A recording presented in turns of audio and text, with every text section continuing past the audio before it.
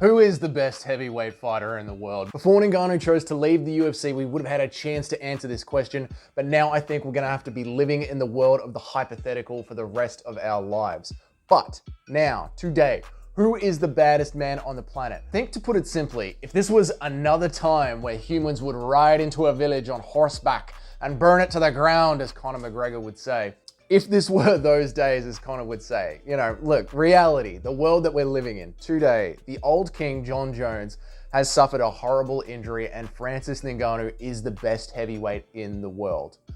Khal Drogo has suffered a horrible injury and now the horde is tearing itself apart. But what if we lived in a world where Jon Jones wasn't hurt, right? And Francis Ngannou was coming back to the UFC. If Jon Jones and Francis were gonna headline UFC 300 in April, who would win that fight? Before we get into that breakdown of it, if you guys are enjoying this channel so far, do think about hitting that subscribe button. It's such a huge help to me. Give yourselves a 7-day free trial. It doesn't cost you anything. See how you like the content popping up on your screen. If you don't like it, you don't want to see it anymore, you can always just click unsubscribe. It only takes a second. It's fine. I'm not going to hate you for it, I promise, but I will love you forever if you hit that subscribe button. Okay, let's get into the discussion. Jon Jones, he's Mr. Always finds a way to win, either by skill or by picogram or just by a helpful judge's decision. Jon Jones is the man that always gets it done. But Francis Ngannou is Mr. No one believes that he can do it. Remember the hype of Ciryl Gane going into Francis versus Gane? Remember the hype of Stipe going into the Ngannou versus Stipe rematch? Remember how everyone was saying it was a dumb decision to leave the UFC? He's never going to get the Fury fight. And then he got the Fury fight. He's never going to win the Fury fight. Francis Ngannou is the man that people always say he can't do it, and then he turns around and just does it. He is Mr. Watch Me Do It.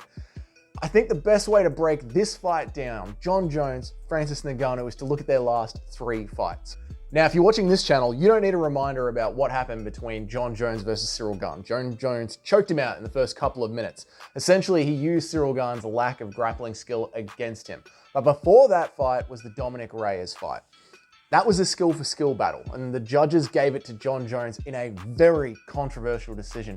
It was a fight that, even when I go back and rewatch it, I still give that fight to Reyes. And to be honest, a lot of our community still do give it to Reyes. And when you look at that win on paper, as Anthony Smith would say, that fight has aged terribly for Jon Jones. Look at how Reyes looks now.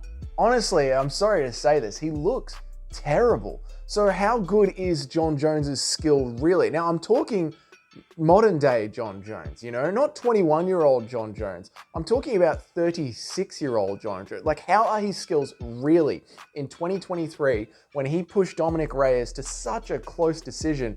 And Reyes is not a great MMA fighter. Now we have learnt that. Every GOAT ages out, and unfortunately, all that we did was confirm that Jon Jones is about 20% better at wrestling versus Ciryl Gane, who's 0% at wrestling, and maybe 1% better than Reyes 3 years ago, and that is not a very good thing to look at.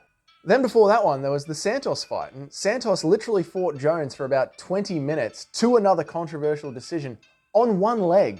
When you look at those last 3 fights, I do seriously question whether or not modern Jon Jones is just a hype machine. If all the power of the UFC and the UFC media are constantly repeating that he's the GOAT, he's unstoppable, is that having an effect? When you actually look at his last 3 fights, I do not find them all that impressive. Now, Francis Ngannou starched the best heavyweight boxer in the world, turned him into a space-creating jab machine, because on the feet, Francis was there for him and put him flat on his ass.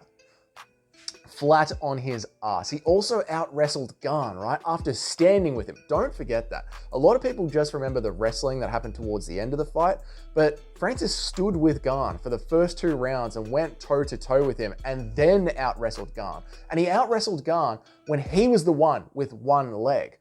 Before that, he took on a peak Stipe Miocic, the heavyweight GOAT.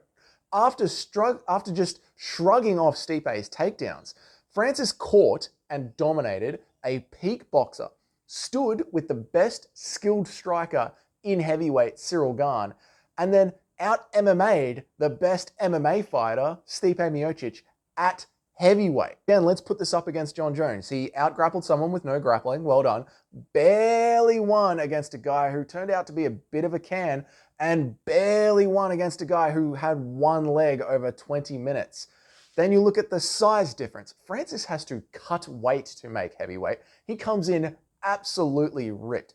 Jon Jones has to stay bulked up to come in at a chunky 245. So who wins this hypothetical matchup at UFC 300? I think the betting line has Ngannou as a huge underdog. I think the MMA media talk about how unstoppable Jon Jones is. And I think Francis Ngannou walks out with the belt. But they're just my thoughts. I could be very wrong. If you think that I am wrong, let me know down in the comments. Let me hear it. You guys know that I love hearing your feedback. God damn, Jon Jones. Did what I just described to you sound like the #1 pound-for-pound fighter in the UFC? Like everything, those last 3 fights, is that how you would describe the #1 pound-for-pound fighter in the UFC?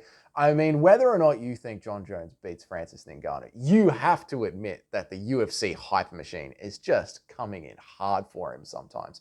It's insane. Guys, if you enjoy the video, make sure to hit the like. If you hate the video, make sure to tell me why down in the comments, and I'll see you all in the next one.